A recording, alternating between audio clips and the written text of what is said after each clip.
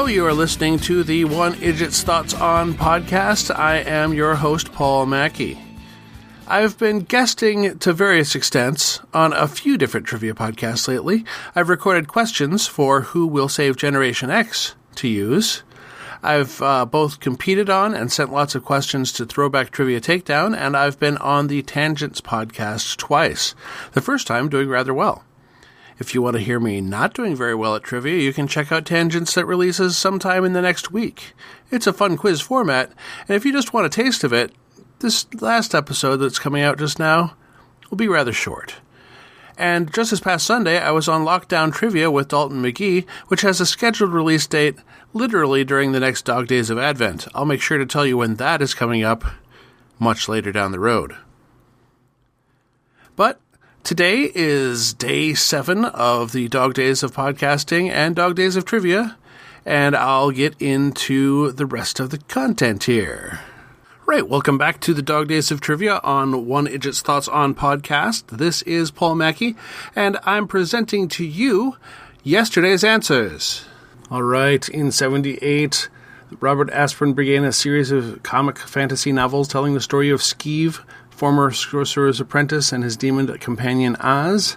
The title of the book sounds like a sequel, but it's a pun on the title of a Laurel and Hardy short from 1930. What is the name of the book? And that is Another Fine Myth.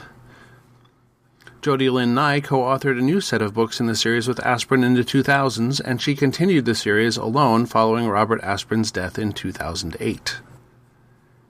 And the hot number 2 in 1979, going out on a limb and guessing the majority of the listeners have either danced to the single or refused to dance to it, and that is YMCA.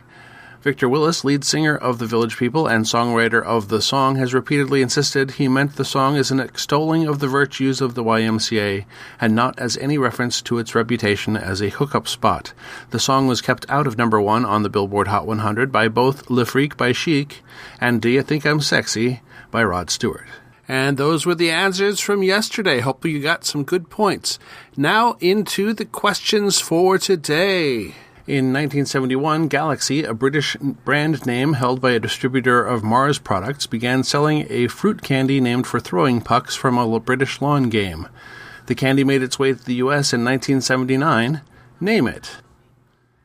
And what shoe brand was popular in the 1980s with wearers including Clyde Drexler, Walter Payton, William the Refrigerator Perry, and Jerry Rice, for one season prior to his deal with Adidas?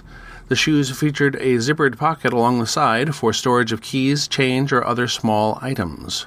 What are these shoes? And those are the questions of the day.